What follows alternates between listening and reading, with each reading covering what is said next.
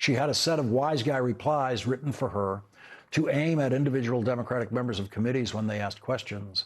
But when she tried that with our first guest tonight, he literally left her speechless. Let me ask you something else. There's been public reporting that Jeffrey Epstein showed people photos of President Trump with half-naked young women. Do you know if the FBI found those photographs in their search of Jeffrey Epstein's safe or premises or otherwise? Have you seen any such thing? You know, Senator Whitehouse, you sit here and make salacious remarks, once again trying to slander President Trump left and right, when you're the one who was taking money from one of Epstein's closest confidants, I believe, I could be wrong, correct me, Reid Hoffman, who was with Jeffrey Epstein on multiple occasions. And the senator sitting right next to you tried to block the flight logs from being released. Yet you're grilling me on President Trump and some photograph with Epstein? Come on. The question is, did the FBI find those photographs that have been discussed publicly by a witness who claimed Jeffrey Epstein showed them to him? You don't know anything about that? Okay. Here's what well, no, we cut to something else. And so, Pamela Bondi, who began her tenure as Attorney General in the humiliation of being Donald Trump. As the focus shifts from the heated exchange in the hearing to the analysis of Pam Bondi's exit, the narrative highlights a significant turning point. Senator Whitehouse characterizes her departure not just as a political shift but as a moment of profound relief for the Department of Justice and the federal judiciary. Trump's second choice ends that tenure tonight with the humiliation of being fired by Donald Trump. Leading off our discussion tonight is Democratic Senator Sheldon Whitehouse of Rhode Island, a member of the Senate Judiciary Committee. He's also a member of the Senate Finance Committee. Senator, thank you very much for joining us tonight. Will you miss Pam Bondi as a witness in your committee? No, and I don't think anybody's going to miss her. I think the MAGA folks were frustrated with her flaming incompetence in dealing with the Epstein files.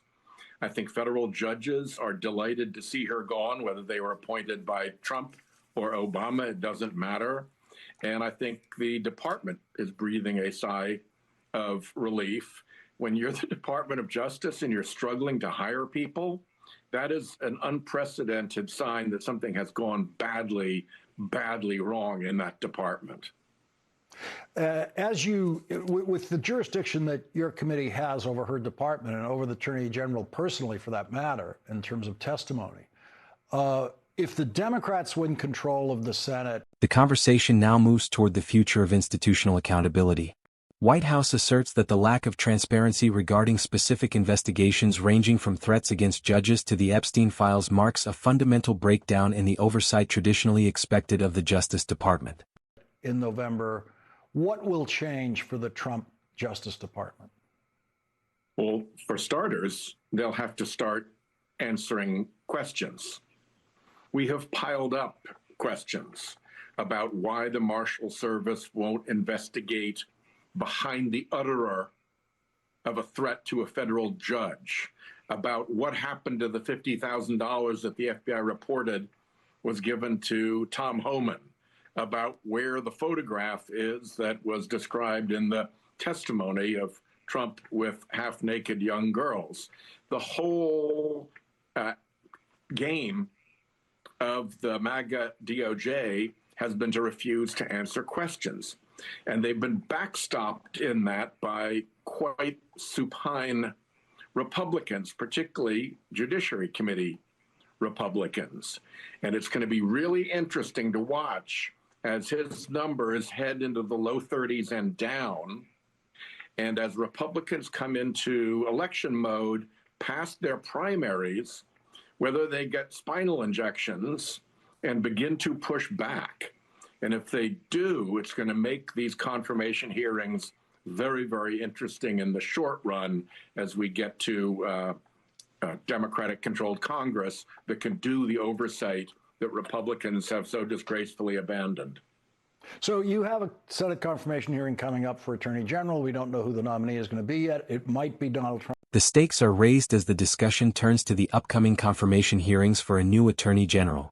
The senator emphasizes that the core requirement for the role has seemingly shifted toward personal loyalty rather than legal integrity, setting the stage for a major constitutional confrontation. Trump's former criminal defense lawyer, Todd Blanche. It might be someone else. Surely that nominee will be asked to promise not to commit crimes for Donald Trump, or just will be asked, will you commit crimes for Donald Trump? It'll be phrased one way or the other.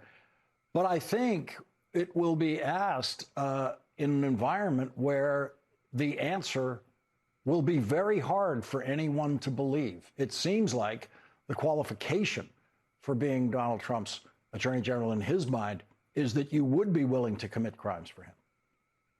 If the majority of the Senate Judiciary Committee, the Republicans, are willing to put up with that stuff, then there's not much that the minority can do about it. This is really a test of Republican senators as to whether they will do their jobs to do a real confirmation hearing and to disbelieve things that are obviously false. And if they don't, we're going to put as much spotlight on it as possible. And a lot of spotlight helped get rid of Pam Bondi.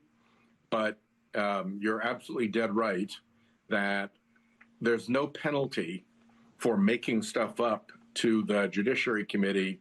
The Emil Bovee hearing was probably the low point in terms of Republicans going along with a truly disgraceful nominee. In conclusion, Senator Whitehouse delivers a final challenge to his colleagues across the aisle. He frames the current political climate as a definitive test for the Senate, where the choice between political convenience and the pursuit of truth will determine the future credibility of the nation's highest legal institutions. With truly disgraceful testimony. Senator Sheldon Whitehouse, thank you very much for starting our coverage tonight. Thank you.